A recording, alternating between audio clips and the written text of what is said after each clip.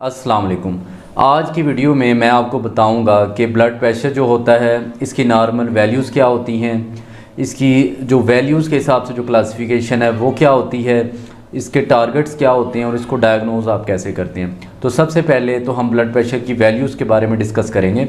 तो blood pressure की values को डिस्कस करने से पहले आपको ये पता होना चाहिए कि एक ब्लड प्रेशर दो तरह का होता है। एक ब्लड प्रेशर जिसको हम सिस्टोलिक ब्लड प्रेशर कहते हैं, दूसरे को डायस्टोलिक ब्लड प्रेशर कहते हैं। सिस्टोलिक ब्लड प्रेशर वो होता है जब दिल जो है वो कॉन्ट्रैक्ट करता है और उसकी वजह से जो खून की नालियों में जाता है और वो एक प्रेशर क्रिएट होता है, उसको हम सिस्टोलिक ब्लड प्रेशर कहते हैं। और डायस्टोलिक जब दिल रिलैक्स करता है और खून जो है वो वापस दिल की तरफ जाता है, तो इसको हम डायस्टोलिक प्रेशर कहते हैं। तो सिस्टोलिक ऊपर वाला और डायस्टोलिक नीचे वाला ब्लड प्रेशर होता है। तो अब मैं बताता हूँ कि ब्लड प्रेशर जो है इसकी वैल्यूज़ क्या होती हैं। ब्लड प्रेशर की वैल्यूज़ के ऊपर मुख्तलिफ़ गाइडलाइंस आती हैं। मुख्तलिफ़ जो मेडिकल की सोसाइटीज़ हैं, ऑर्गेनाइजेशन, उन्होंने रिसर्च करके मुख्तलिफ़ गाइडलाइंस जो है वो लोगों में दी हुई हैं। तो जो मोस्टली जो गाइडलाइंस जो मैं फॉलो करता हूँ वो ब्रिटिश सोसाइटी ऑफ हाइपरटेंशन या यूरोपियन सोसाइटी ऑफ हाइपरटेंशन या यूरोपियन सोसाइटी ऑफ कार्डियोलॉजी की गाइडलाइंस हैं। इन्होंने बड़े अच्छे से जो है ना इसको डिवाइड किया ब्लड प्रेशर की वैल्यूज़ को। इन वैल्यूज़ को देख के आप ये फैसला कर सकते हैं कि किसी बंदे के अंदर ब्लड प्रेशर की बीमारी है या नहीं है। तो ब्लड प्रेशर जो होता है इनके नज़दीक जो सबसे पहले जो नॉर्मल, जिसको ये ऑप्टिमल ब्लड प्रेशर है, नॉर्मल को इन्होंने 3 कैटेगरीज़ में डिवाइड किया है। सबसे पहले ऑप्टिमल ब्लड प्रेशर। ऑप्टिमल वो होता है जिसमें सिस्टोलिक 120 से कम हो और डायस्टोलिक 80 से कम हो, तो उसको जो है ये ऑप्टिमल ब्लड प्रेशर कहते हैं। उसके बाद नॉर्मल वैल्यू, नॉर्मल ये कहते हैं जिसका 120 से 129 के दरमियान हो, और जो डायस्टोलिक ब्लड प्रेशर है वो 80 से 84 के दरमियान हो, तो उसको ये नॉर्मल ब्लड प्रेशर कहते हैं। इसके बाद आता है हाई नॉर्मल। हाई नॉर्मल उसको कहते हैं जिसका जो सिस्टोलिक ब्लड प्रेशर है वो 130 से 139 के दरमियान हो, और जो डायस्टोलिक ब्लड प्रेशर है, जो नीचे वाला ब्लड प्रेशर है, वो 85 से 89 के दरमियान हो, तो ये हाई नॉर्मल की वैल्यू आती है। जो 3 जो उन्होंने कैटेगरीज बनाई है, ऑप्टिमल, नॉर्मल और हाई नॉर्मल। इसके बाद उन्होंने जो हाइपरटेंशन है, यानी जिन लोगों को ब्लड प्रेशर ज़्यादा की बीमारी है, उसमें कब आपने कहना है, तो उनको इन्होंने कुछ ग्रेडिंग बनाई हुई है। तो ग्रेड 1 हाइपरटेंशन तब होती है जब किसी का ब्लड प्रेशर 140 से 159 के दरमियान हो, सिस्टोलिक ब्लड प्रेशर, और उसका डायस्टोलिक जो ब्लड प्रेशर है वो 90 से 99 के दरमियान हो, तो इसको ग्रेड 1 की हाइपरटेंशन कहते हैं। इसके बाद आती है ग्रेड 2 की हाइपरटेंशन। ग्रेड 2 की हाइपरटेंशन उस हाइपरटेंशन को कहते हैं जिसके अंदर जो सिस्टोलिक ब्लड प्रेशर है वो 160 से लेके 179 के दरमियान हो, और जो डायस्टोलिक ब्लड प्रेशर है वो 100 से 109 के दरमियान हो, तो इसको हम ग्रेड 2 की जो है हाइपरटेंशन कहते हैं। ग्रेड 3 की हाइपरटेंशन जिसका भी ब्लड प्रेशर जो है वो 180 से ज़्यादा हो, या जो सिस्टोलिक ब्लड प्रेशर और डायस्टोलिक ब्लड प्रेशर जो होता है वो 110 से ज़्यादा हो, इसको हम ग्रेड 3 की हाइपरटेंशन कहते हैं। और ग्रेड 3 जो है इसको हम दूसरे लफ्ज़ों में हाइपरटेंसिव एमरजेंसी अर्जेंसी कहते हैं, और हाइपरटेंसिव क्राइसिस भी कहते हैं। इसके बाद एक और कैटेगरी उन्होंने बनाई है हाइपरटेंशन की, जिसको हम कहते हैं आइसोलेटेड सिस्टोलिक हाइपरटेंशन। आइसोलेटेड से जैसे इसके लफ्ज़ से पता चल रहा है कि सिर्फ जो सिस्टोलिक ब्लड प्रेशर है वही ज़्यादा होता है और डायस्टोलिक जो है वो नॉर्मल होता है। तो आइसोलेटेड की आगे 2 टाइप्स हैं, ग्रेड 1 है, ग्रेड 2 है। ग्रेड 1 आइसोलेटेड जो सिस्टोलिक हाइपरटेंशन है वो उस बंदे में हम कहेंगे जिसका ब्लड प्रेशर, जो सिस्टोलिक ब्लड प्रेशर है वो 140 से 159 के दरमियान हो, तो उसको ग्रेड 1 की सिस्टोलिक हाइपरटेंशन कहते हैं। और जो उसका डायस्टोलिक ब्लड प्रेशर वो 90 से कम रहेगा। बाकियों में डायस्टोलिक भी बढ़ता है, लेकिन जो आइसोलेटेड सिस्टोलिक हाइपरटेंशन है उसमें डायस्टोलिक जो है वो कम होता है, वो 90 से कम होता है, सिर्फ सिस्टोलिक ब्लड प्रेशर बढ़ता है। इसके बाद आता है ग्रेड 2। ग्रेड 2 में 160 से ज़्यादा डायस्टोलिक ब्लड प्रेशर है, सिस्टोलिक ब्लड प्रेशर सॉरी, और जो डायस्टोलिक ब्लड प्रेशर है वो 90 से ही कम रहता है। मतलब दोनों में डायस्टोलिक ब्लड प्रेशर कम रहेगा, सिस्टोलिक ब्लड प्रेशर बढ़ेगा, तो इसको हम आइसोलेटेड सिस्टोलिक हाइपरटेंशन कहते हैं। इसके बाद अब हम डिस्कस करते हैं जो अमेरिकन हार्ट एसोसिएशन की जो क्लासिफिकेशन है। अमेरिकन ने भी कुछ क्लासिफिकेशन दी है, लेकिन उस क्लासिफिकेशन को मैं इतना फॉलो नहीं करता। अगर उस क्लासिफिकेशन को देखा जाए तो पाकिस्तान के अंदर हर बंदे को ब्लड प्रेशर की बीमारी है, क्योंकि अब मैं डिस्कस करते हैं उसके बारे में। जो उनके जो नॉर्मल ब्लड प्रेशर की एक उन्होंने वैल्यू दी है, 120 और 180 से कम अगर होता है तो उसको वो नॉर्मल कहते हैं। उसके बाद उन्होंने एक वैल्यू दी है एलिवेटेड ब्लड प्रेशर। 120 से 129 के दरमियान अगर किसी का सिस्टोलिक ब्लड प्रेशर हो और डायस्टोलिक को 80 से कम, तो उसको वो कहते हैं ये एलिवेटेड है। अब उन्होंने आगे ब्लड प्रेशर की 2 स्टेजेस बनाई हैं, स्टेज 1 और स्टेज 2। अब जो स्टेज 1 की हाइपरटेंशन है उनके नज़दीक वो 130 से 139 पे जो है उनका ब्लड प्रेशर जो है वो उसको कंसिडर करते हैं कि ये ब्लड प्रेशर है।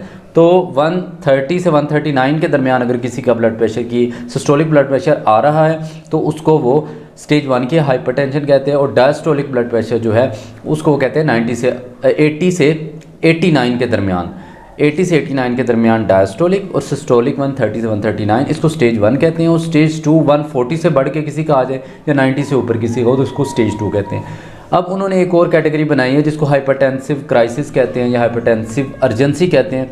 उसको जिसका भी ब्लड प्रेशर 180 से ऊपर हो सिस्टोलिक और डायस्टोलिक 120 से ऊपर हो तो उसको वो हाइपरटेंसिव क्राइसिस कहती है। इसके बाद थर्ड जो एक क्लासिफिकेशन अवेलेबल है वो है जेएनसी की क्लासिफिकेशन, जॉइंट नेशनल कमेटी। इनकी जो है जेएनसी की 7 की और 8 की मुख्तलिफ क्लासिफिकेशन जो है वो आई थी, 2013 में भी आई है, उससे पहले भी आई हैं। तो इनकी जो क्लासिफिकेशन है इनके मुताबिक वही बात, नॉर्मल ब्लड प्रेशर जो होता है 120-180 से कम होना चाहिए। और फिर इन्होंने एक कैटेगरी बनाई है जिसको हम प्री हाइपरटेंशन कहते हैं। प्री हाइपरटेंशन के अंदर इन्होंने उन बंदों को डाला है जिनका ब्लड प्रेशर 120 से लेके 139 के दरमियान हो और डायस्टोलिक ब्लड प्रेशर जो होता है ना वो 80 से 89 को, उसको भी ये प्री हाइपरटेंसिव कहते हैं। फिर आगे आती है इनकी हाइपरटेंशन की स्टेज 1 और स्टेज 2। स्टेज 1 में 140 से 159 के दरमियान सिस्टोलिक ब्लड प्रेशर होता है और डायस्टोलिक ब्लड प्रेशर जो होता है वो इनका 90 से 99 के दरमियान होता है। फिर इसके बाद स्टेज 2 160 से ऊपर जिसका हो सिस्टोलिक ब्लड प्रेशर और डायस्टोलिक ब्लड प्रेशर जो है वो 110 से ज़्यादा हो, तो 100 से ज़्यादा हो, तो इसको वो कहते हैं स्टेज 2 की हाइपरटेंशन। तो ये तो कुछ गाइडलाइंस थी जिनकी बुनियाद पे आप किसी भी बंदे का नॉर्मल ब्लड प्रेशर और एबनॉर्मल को कंपेयर कर सकते हैं।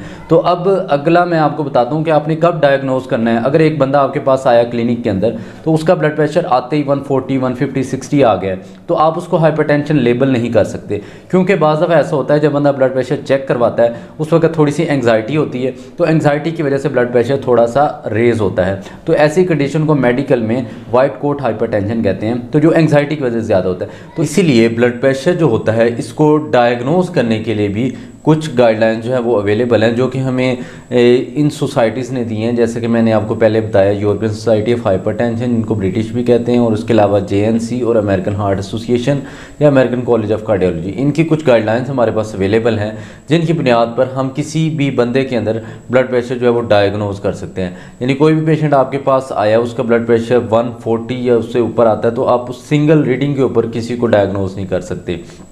जैसे कि मैंने आपको पहले बताया कि वाइट कोट हाइपरटेंशन होती है कि पेशेंट जब आपके पास आता है तो उस टाइम उसका ब्लड प्रेशर जो है वो ज़्यादा होता है।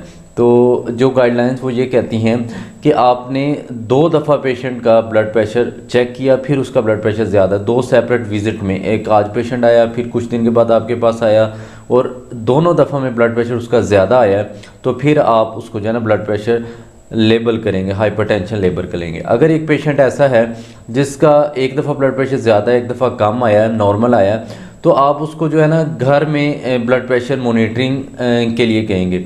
तो 2 तरह की मॉनिटरिंग होती है, एक 24 hour ambulatory blood pressure monitoring कहते हैं, ठीक है ना। एम्बुलेटरी का मतलब यह है कि वो ब्लड प्रेशर मशीन जो है मरीज़ के साथ लगी रहती है और 24 घंटे हर 5-10 मिनट बाद उसका ब्लड प्रेशर जो है वो मॉनिटर हो रहा होता है। इसको एम्बुलेटरी ब्लड प्रेशर मॉनिटरिंग कहते हैं। इसके बाद दूसरा जो है होम मॉनिटरिंग ब्लड प्रेशर, उसमें यह है कि 2 रीडिंग सुबह के टाइम आपने लेनी है, 2 शाम के टाइम लेनी है और 7 दिन कंटिन्यूस ये रीडिंग्स लेनी है। उसके बाद आपने डिसाइड करना है कि इस बंदे को हाइपरटेंशन है या नहीं है। और जैसे कि मैंने आपको पहले पूरी लिस्ट बताई थी कि नॉर्मल और ब्लड प्रेशर जो है, जब हाइपरटेंशन कब हम कहेंगे, तो कौन कौन सी जो वैल्यूज़ है वो बताई थी। अब इसके बाद एक पेशेंट है जिसको हाइपरटेंशन हो गई है, हाइपरटेंशन के बाद आपने उनको मेडिसिन स्टार्ट करवाई हैं।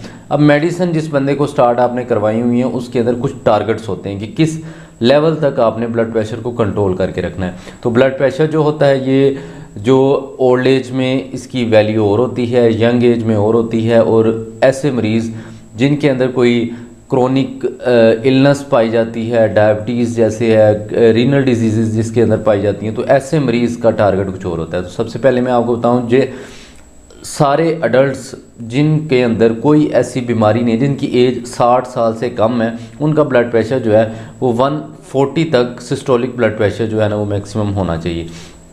और जो ऐसे बंदे जिनकी उम्र 60 साल या 80 साल से ज़्यादा है, तो उनका जो टारगेट है वो 150 तक होना चाहिए। अगर वो फिज़िकली हेल्दी हैं, कोई उनके अंदर कोमॉर्बिडिटी नहीं है, तो वो 150 तक भी उनका ब्लड प्रेशर अगर है तो वो नॉर्मल है। तो आप उस लेवल तक उसको टॉलरेट करके रखें, मतलब मेडिसन उस हिसाब से आप उसकी टाइट्रेट करें ताकि वो 150 तक मैनेज हो।